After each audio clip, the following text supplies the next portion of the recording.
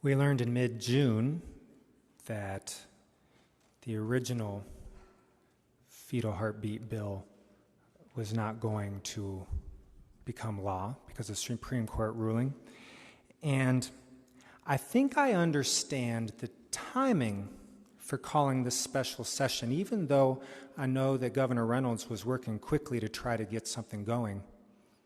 I would understand that at least a full week was allowed to pass since the 4th of July, because the juxtaposition of a time in which we celebrate our country's founding would just be a little bit too ironic to simultaneously be taking away the freedoms that we had been celebrating. At a time when we were celebrating getting out from under religious persecution from King George III, the Anglican, who made all of his subjects believe one thing. In celebrating that as a country, we together can coexist believing different things. That we, as a country, we individuals, citizens, have the freedom to determine our own destiny to the best of our ability without the government interfering.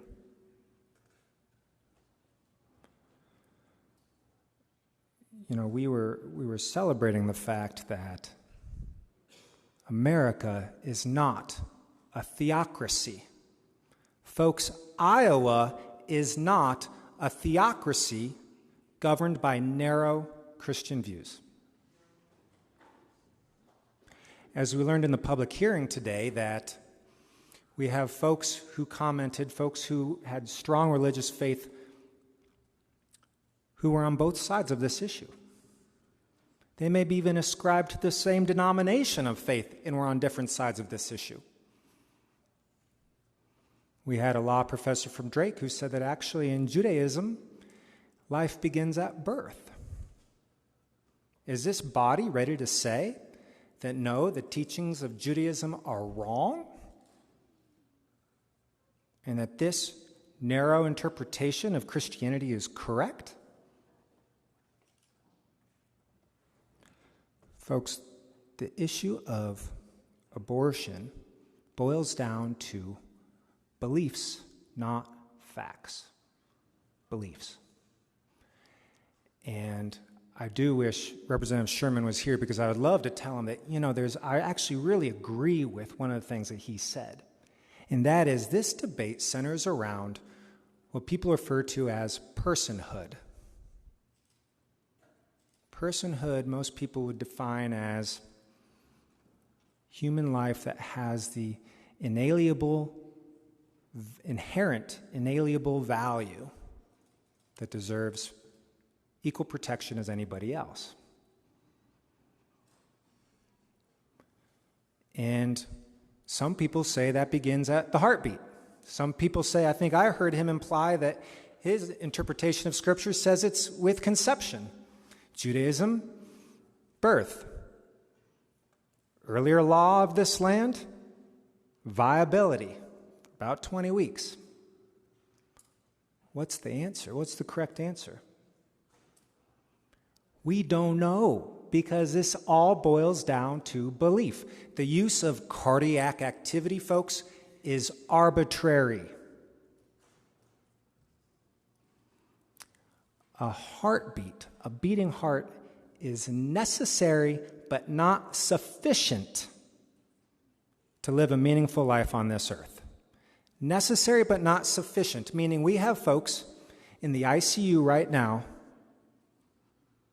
who are on a ventilator, who are on dialysis, and they might be brain dead, but their heart is beating. When a family tearfully withdraws the ventilator from their loved one, which I witness every single week, are we committing murder of a life? A beating heart is necessary but not sufficient for what we call life and personhood. Okay?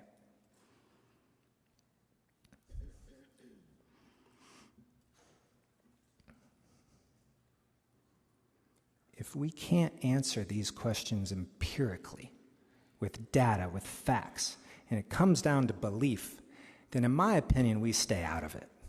See, in medicine, despite all of the data we have, all the facts, we doctors are oftentimes faced with situations in which we don't exactly know what the right thing to do is. And we know in medicine that whether you seriously harm or even kill a patient, or whether you significantly help them, can oftentimes hinge on one decision, that you don't know if there's a clear right decision. Well, what's the governing law for doctors in this scenario? Do no harm, which typically means do nothing. Well, folks, being lawmakers is also a position in which we can have the ability to really, really help people and really, really harm people based on the decisions we make. This particular decision has no clear facts of what is right or what is wrong. So in this scenario, I ask that we do the same, which is to do no harm, which means to do nothing.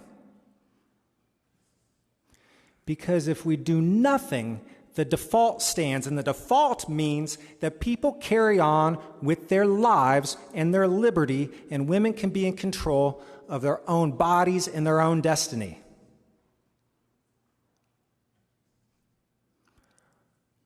I respect each and every one of you in your individual views of whether you think abortion is morally right in some circumstances or always morally wrong, or somewhere in between. I respect that because everybody has different beliefs. So I want you to know that.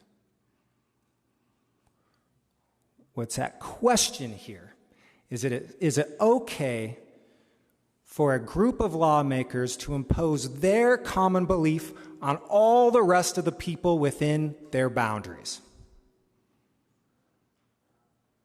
Philosophically, I would say no. Intellectually, I would say no.